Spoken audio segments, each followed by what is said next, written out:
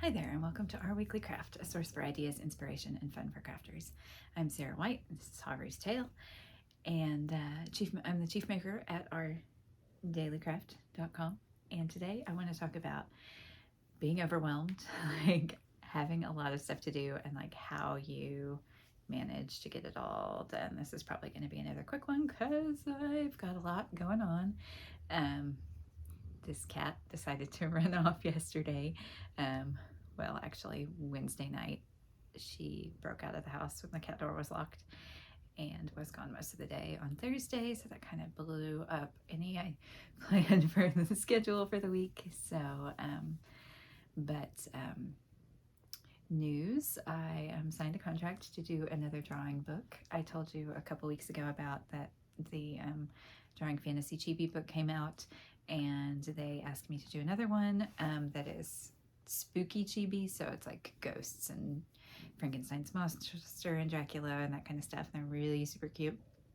But the deadline is crazy, which the other one was too. It's like they give you like a month to do it. So that's a thing. I'm working on a knitting class for Rebecca Page. I've told you about those that I've done before as well. I kind of would like to do two because it's knitting. It's for a knitting summit, and knitting's my thing. So, but I'm not sure because I think the deadline for those class videos is the same day as the deadline for the book. So I kind of need to not give myself too many projects that are all due at the same time. But I'm also like doing some major website editing and writing projects, and my normal jobs and all the things that are happening this time of year. And it feels a little crazy, and I'm probably not the only one, even though my projects are probably different from yours. It's common at this time of year, I think, especially to overcommit and to then suddenly be like, okay, now how am I going to get all this done? And I know I've talked about this a little bit before, but it bears repeating because I need to hear it consistently to remind myself that I have done, hard things and been busy in my life before. And I'm like really committed to deadlines. Like if I say I'm going to do something, I'm going to do it, even if it is like a bad idea. So that is a good thing that I know about myself, is like, I may feel overcommitted. I may be overcommitted for like literally how much time I have to work on things, but I will get it done one way or another. But it's also a good reminder because it's a time for me to talk about my secret weapons, which are lists and a timer. You don't have to use a literal timer. Obviously, everybody's phone has a timer on it these days. If you wear a watch, you have a timer, whatever. But I do like my analog kitchen clock that I think, came from Walmart years ago or whatever. I'm a Pomodoro fan. I don't do them all the time, and that's why it's like good for me to remind myself that I have this technique available to me. But I love lists and taking notes and just writing down whatever.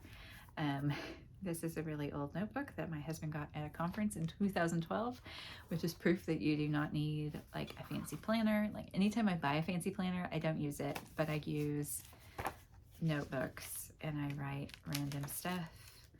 I doodle. You can see there. I doodle, I write stuff, I leave myself notes. But one good thing when you're feeling like there's too much is to write a really long, comprehensive list of all the things.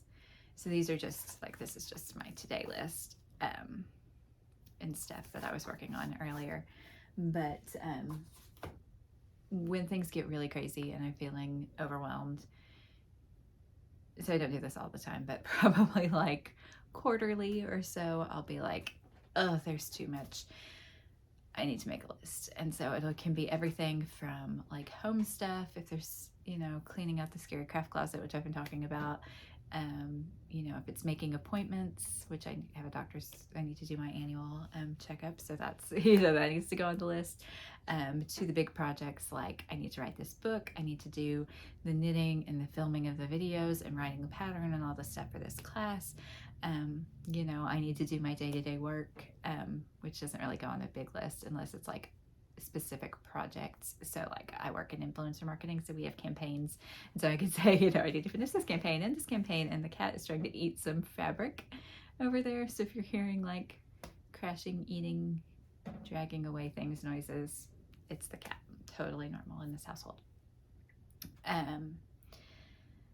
But just like sit and think about all the things. So if it's, you know, big projects, small projects, work projects, home projects, sometimes I'll do it and I'll like mentally walk around the house and be like, oh, I need to like clear off that table, and I need to, you know, deal with that thing, or send that return back, or whatever, you know, like just walking around the house, put those things on the list. And then I go through all my clients. I'm like, oh, I have to do this and this and this. And then, oh, I'd still like to do, you know, good job. She just knocked the bracket for my yarn winder onto the floor. Anyway, real life videos here with real life cats. But yeah, then I'd go through all my clients and be like, this is what I need to do. You know, if there's personal projects, like maybe I want to blog about something, or I have a book review I need to do for a new book, a new sewing book that's coming out. So I need to put that on the list so I don't forget, you know, to do it and post it that week when the book launches. You know, and it might be maintenance, blog maintenance, or sending a newsletter, or whatever, you know, things that I need to do for myself as well. And of course, I still want to finish that book proposal before the end of the year that I've been talking about for a while. And it's harder when there's all the other things, especially when there are a lot of those things are things that are like paying you to make time for those things that you want to do, the things that are for yourself, things that might pay off down the road, but there's no immediate like, oh, I do this work and I get paid X amount for it. But it's really important to try to make room for those things and space for those things too. I mean, with holidays coming up, you know, in some industries or with some kinds of work, this is the time of year that's slower in the work part, so you can bring in more personal stuff. For me, I expected it to be that way, and it is sort of for the influencer job, just because of the holidays. There's such a smaller window for people to be able to post things and for campaigns to run. I think it does get a little quiet in December. Sometimes it doesn't surprise us with, you know, a late Christmas campaign or New Year's thing or whatever, and that can happen. But the way it's looking, I feel like, you know, December, and so of course all my projects are due at the beginning of December, so that doesn't really help. But you know, I felt like I had a little more space because some of my work is not as busy. So I said yes to a lot of things. And, you know, when I say yes at different times, I'm not thinking about, oh, but I also have this other thing that I said yes to, and how much time those things are actually going to take. So that's another component of it. You make the big list, and then you can kind of prioritize. But it also is helpful for me sometimes to be like, if you can break things up into smaller segments also, and then estimate how much time they're going to take. Now, we tend to overestimate how much time things are going to take, so I try to like knock a little bit down on what I expect things to take. And then that's where the timer comes in, because if you're really like trying to get a bunch of little things done, or even not that little things, but things that you can break down into steps in some way, or like work on for short periods, then it becomes like a game because you can race yourself. And so like I do Craft Gossip, and that is writing these little blog summaries that are usually like 3 or 4 sentences each. And so like I might set a timer for 30 minutes and brace myself and see how many of them that I can get done in that time. Or I might estimate that writing a blog post is going to take 30 minutes, and then I set the timer for 30 minutes and race myself and see if I can finish before the timer goes off. Now, a blog post only takes 30 minutes. That's just, you know, whatever random example. But yeah, so those are the things that I know work for me. Lists, breaking stuff down, using a timer. knowing what your priorities are and like what actually has to be done now versus what can wait. You know, I have a lot of things with hard deadlines right now, but there are times when I don't. And so it, it pays to take a second and think about, you know, what's actually urgent, what just feels urgent but isn't really, you know, like what is somebody's putting pressure on you to finish versus what really needs to be done.